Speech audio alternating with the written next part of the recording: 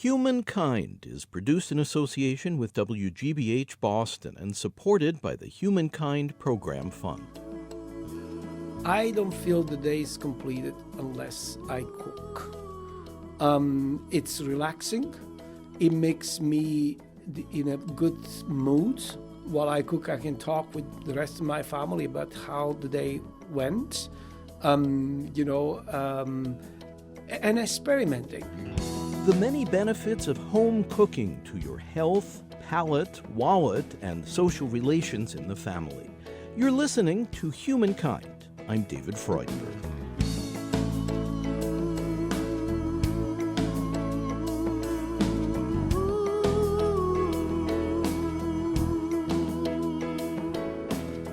Studies show that each day 1 in 4 Americans eat some type of fast food. About 50 million of us have a meal in a fast food restaurant. 20% of all American meals are eaten on the run in the car.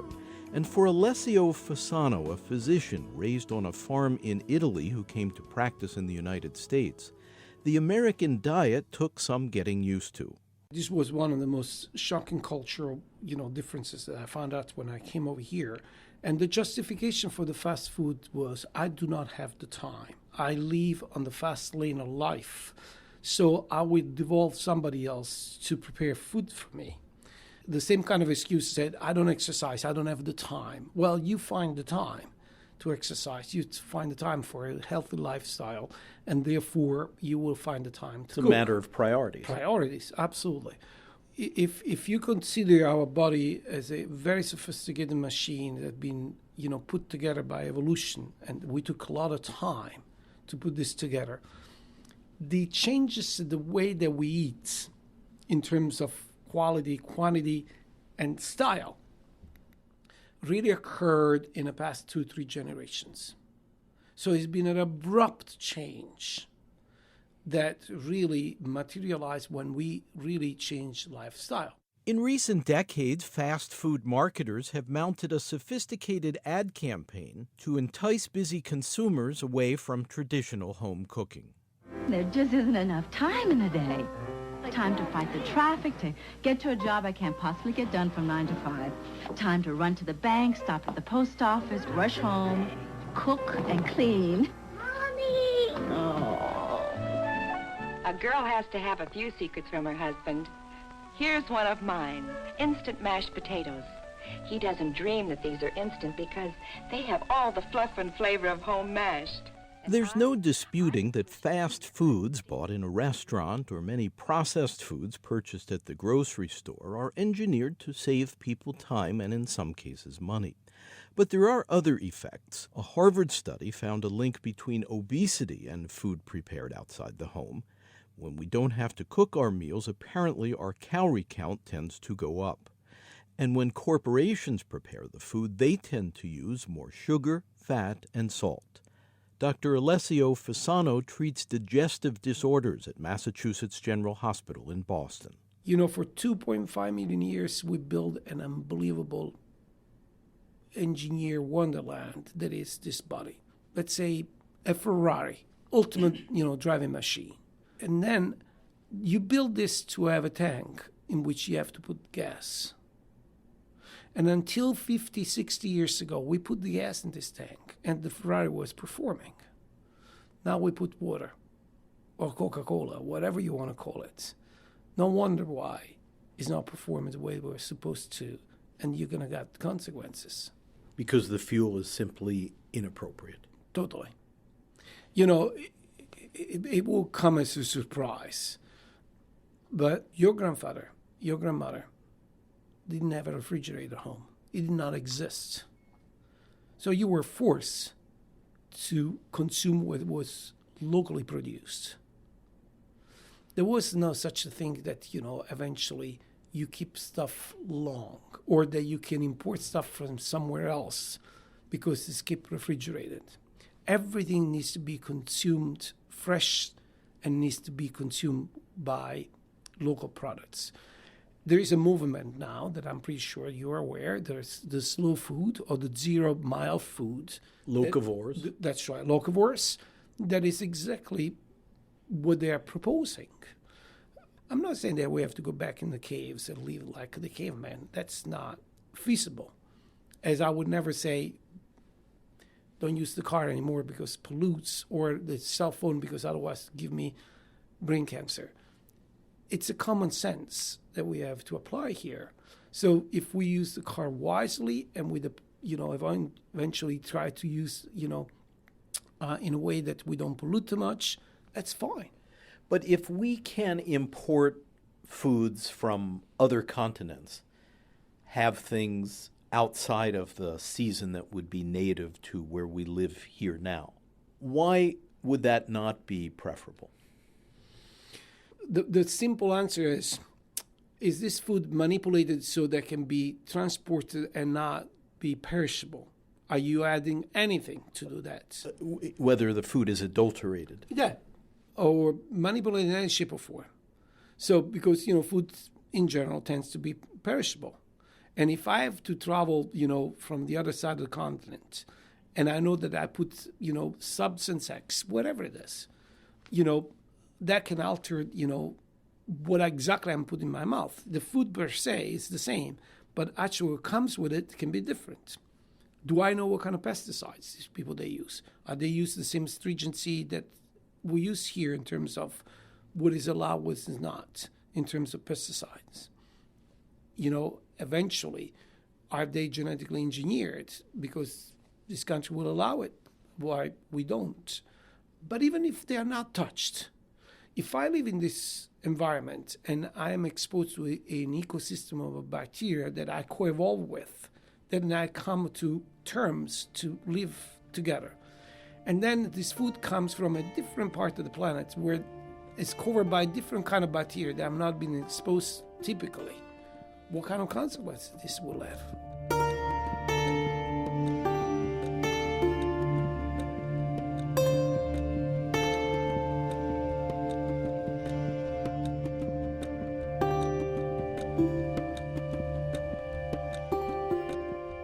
A topic of growing concern to doctors is the role of bodily inflammation that can result from eating certain foods. Abnormal inflammation in the walls of our arteries can cause heart disease.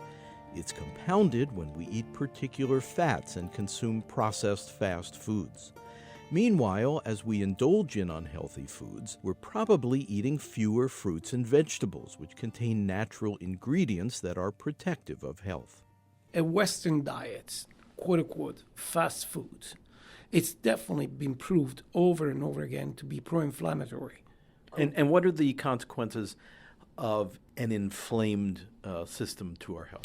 Well, the steps that you have, when you have an inflamed system is that, again, you have an ongoing process that can damage your tissues because inflammation, create a situation of, damage. If you go in the steps, theoretically, of course, the outcome depends who you are, but you can go from healthy to acute inflammation to chronic inflammation to precancer all the way to cancer. That's the evolution of the matter. If we feed, everyday animal-based diet, Western diet to mice, they will develop cancer. We know that. So there are many, I would say, circumstantial evidence, not final proof, but definitely strong circumstantial evidence that if you have a not balanced diet, in other words, a diet that is not supposed to be the one that we have to eat based on our evolution history, you would definitely be put over the edge and on a specific genetic background pay consequences compared to a diet that is much more resemble what we were supposed to eat. And what we're supposed to eat, according to Dr. Fasano, as well as leading health centers like the Mayo Clinic, are foods found in Mediterranean cuisine. That diet is associated with reduced risk of cardiovascular illness, cancer, Parkinson's, and Alzheimer's diseases. The Mediterranean way of eating, common in his native Italy, highlights primarily vegetables and fruits, whole grains, legumes, and nuts. Healthy fats like olive oil are a particular favorite. And freshly picked produce, especially from your own garden, tends to taste best. Dr. Fasano. I found extremely fascinating, for example, that Michelle Obama started her little garden in the backyard of the White House to promote this concept: you grow your stuff yourself, and so you can make use of it. You know, I'm pretty sure that you are aware of, even in an urban setting like New York, Chicago, San Francisco, there are these city gardens. So you can rent a piece of land and do your own gardening. There are co-ops so that you together with your neighbors, you take turns to take care of the garden, and you take turns of the harvesting. And it's a wonderful way to socialize and meet your neighbors. Absolutely. But once again, it goes back to the bottom line. You know what kind of fuel you put in your tank, because now you produce this. My father, that was a farmer, he came from a farmer family, and again, he ended up to do something else in life. But we had a house with a tiny, tiny garden. He got so much out of it. And again, he didn't use any pesticides, and his, fertilizers were the chicken poops. So, and, fava beans were used to being put under the ground so that will provide the nitrates to feed the other cycle of plants, and so on and so forth. And he adored wine, so he put a little bit of wine grapes there, and he made his own wine. So again, not only you are self-sufficient, but you really choose the quality of what you're eating that way. Second best is eventually to do your own shopping and choose what you want.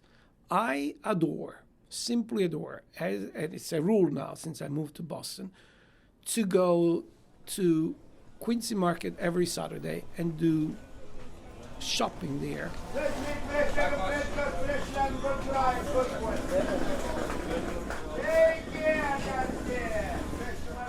I like to see the people. I like to see the dynamic there. And, I believe that I know what is a good thing and is not a good thing, so I choose wisely what I buy there. And that is my supply for the fruits and vegetable part for that week. So when I go home, I have everything that I need. And of course, I buy other stuff, so that I have the fish, the meat, and whatever else that I need. Preservative free, 4 pounds for $4, baby spinach. Beautiful Roma tomatoes, $1 a pound, folks. I know in your own home you cook dinner a lot, which I assume may at times be a juggling act for a busy doctor like yourself. How hard is it for you to carve out the necessary time to cook? Again, there are some people that if they don't do something during the day, it's like the day is not complete. Some people, they need to read, a book. Some people, they need to listen to music. Or other people, again, they need to exercise. All the above to make the day complete. And by the way, you can listen to music while cooking. Oh, you better believe it. It's the best way to do it.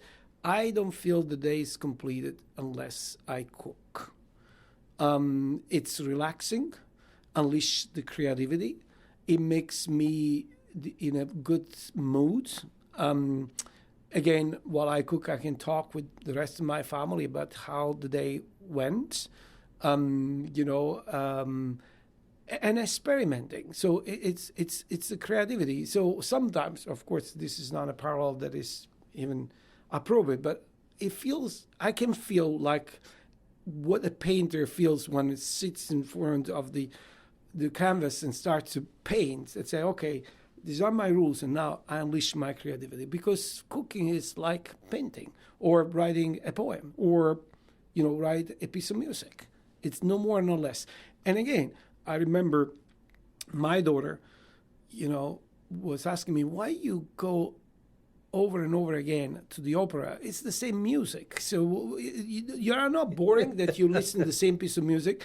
And I explain, again, the metrics and the tunes are the same. The way that it's interpreted can change dramatically from one orchestra to another. So I go there to feel the difference. The same applies to cooking. The recipe may be the same, but the way that comes out from one time to another can be extremely different.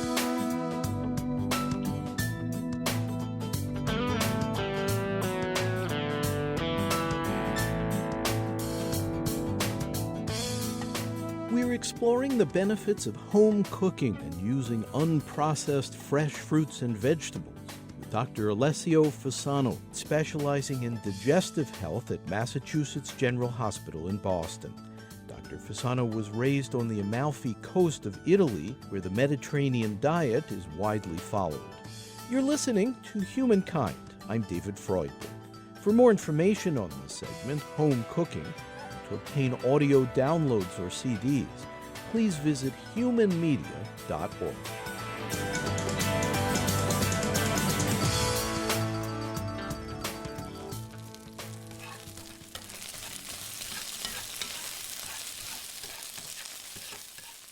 The aroma of onions sautéing in olive oil and blended with dark red pinto beans lightly salted in a skillet, a tasty protein-rich dish. Preparing meals at home rather than eating out allows the home chef to be certain of what goes into your meal instead of relying on corporations to make the decisions. And home cooking yields other benefits. Dr. Alessio Fasano. This can be seen as something extremely enjoyable. And it can be a family affair. You know, cooking and eating together, it's something that, again, we have abandoned. Particularly with busy life like mine or anybody else's busy life. And your wife is a physician too. That's right. We have our daughter that temporarily is living with us because she went to school in Boston, so she moved from New York with us. So it's the only time that you can sit and talk about your day, what happened, and so on and so forth. And when you talk about dysfunctional life and lifestyle, people, they don't sit around the table anymore. They don't have the time to do that. And if they do, they don't look at each other. They don't talk. And the phone, the smart, quote-unquote, phone is sitting there all the time. To the extreme that sometimes they communicate via messages and they just cross the same table. I find this extremely dysfunctional. Did I hear that you have a rule in your home where you have to leave the phones away from the table? Totally. It's not allowed. You don't answer the phone and you don't do anything. You can have music in the background, you're allowed. Or if there's something extraordinary, you can watch the news, but that's the extreme of it. No, but again, it's the only time in which we really have, the opportunity to bound together and, trying to make a sense of our day, So how does that affect family dynamics when you're able to sit down or first cook together and then sit down and enjoy the meal together and actually have a conversation? So I'm not a psychologist, but for what I read is that the chance that families break apart if they don't leave this moment of blending, i.e., a meal, sharing a meal together, is much higher than if you do have families that have, I would say, fixed rules in terms of, what is time to eat and eat together.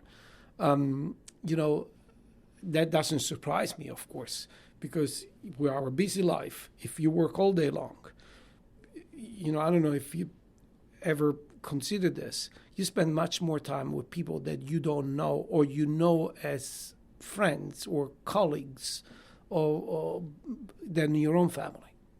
And it was not used to be like this. Again, my father's, family, there was a farm family. They had a huge farm. And again, I barely remember because I was young. But I remember, first of all, there were 7 kids. So the morning was all 7 kids with mom and dad and grandkids, if they were there, had to be seated around the table to have breakfast together. Then you go in the fields, you work extremely hard, and then noontime you take a break. And once again, where do they meet? Around the table. And they eat. And then... they eat from food that in some cases they've produced. Not some case. All the time, because of course, being on a farm, you eat the stuff that you produce. And then you go back in the afternoon and you work until dusk so that, you come back home. And that's what you do. You sit around the table again. And that was, the pace of life. There was no TV, of course. Definitely there were not smartphone and that kind of stuff. So, and it's surprising, if you think about it, that humankind has been evolving like this forever. So what we live now is the drop in a bucket, a fraction of a second of what we are essentially as, biological entities. So you're saying that the experience of sitting together, of preparing food together, is actually a biological necessity? Oh, by all means. I really do believe so. Well, let me give you an example.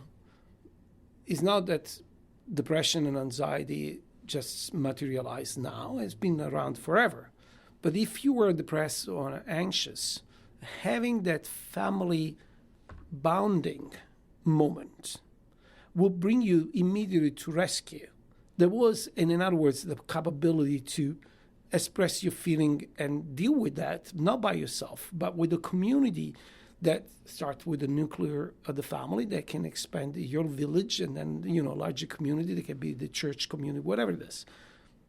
Now we are isolating beings. We, even physically, we are not, divided by boundaries.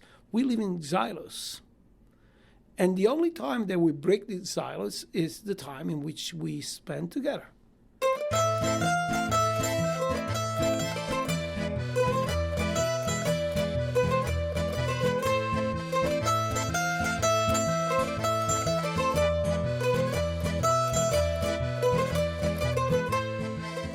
I grew up in the south of Italy.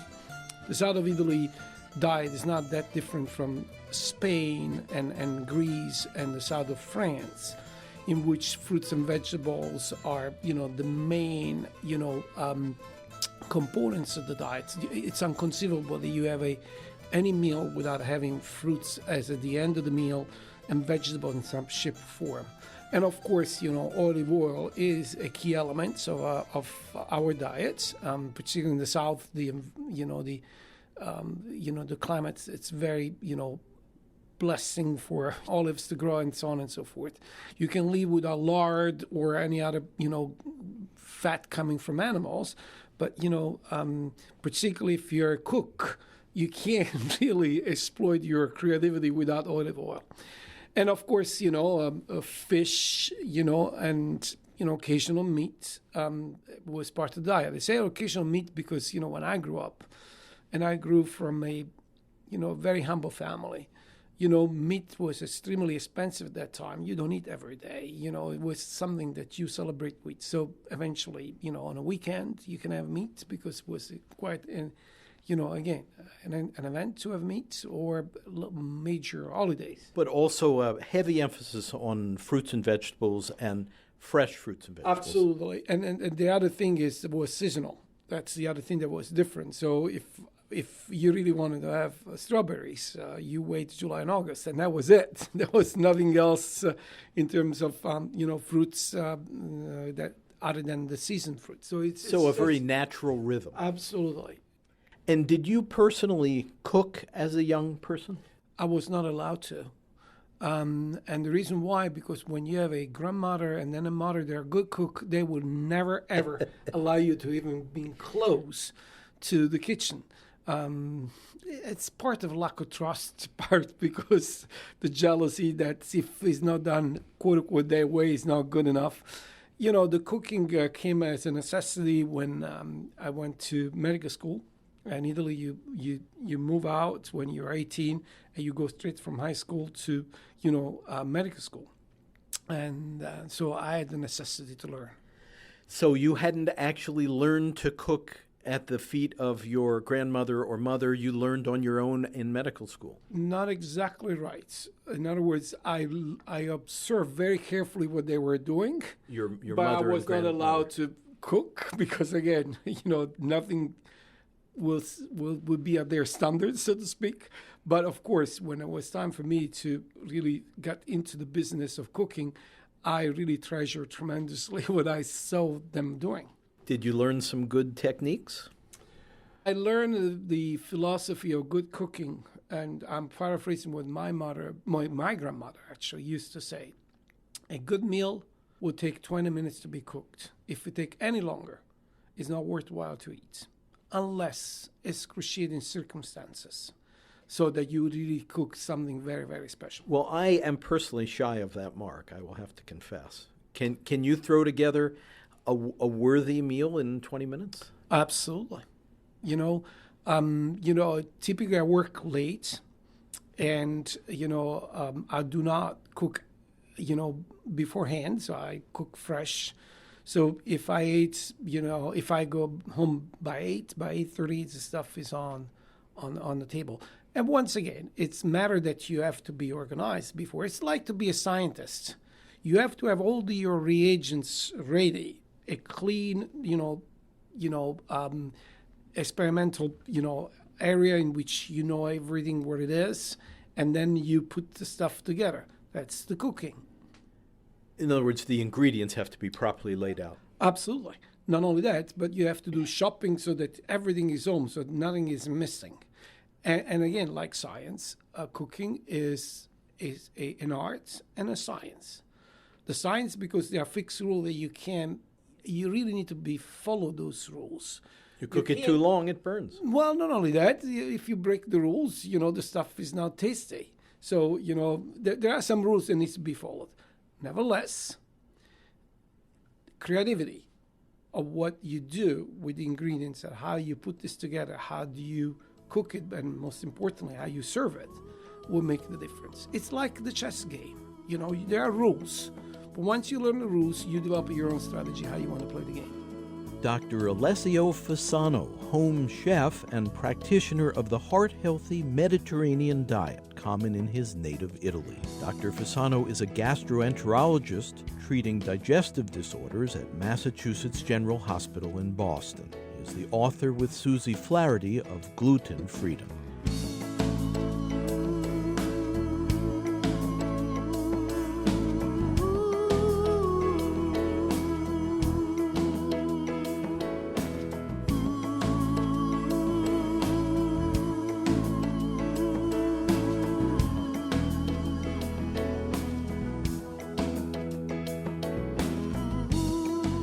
You're listening to Humankind. I'm David Freudberg. Studio recording by Doug Sugarts. Editorial assistance from David Cruz, Ken Rogers, Kathy Graham, and Mark Kilstein. Webmaster Brian K. Johnson. Special thanks to Tony Buck. Our program is presented by Human Media in association with Connie Goldman Productions. Program development provided by Shart Media. To purchase a CD copy of this program, please call 1-800-5-LISTEN. That's 1-800-5-LISTEN. Or visit our website, where you can also obtain an audio download of this and our other programs and can hear selected episodes free. You can access free written materials related to this program as well. Our web address is humanmedia.org. Again, if you'd like to purchase a CD copy of Humankind by phone, please call 1-800-5-LISTEN, and our web address is humanmedia.org. And you can subscribe at iTunes to our free weekly podcast, Humankind, on public radio. This segment, Home Cooking, is Humankind program number 253. The executive producer is David Freudberg. This is Humankind.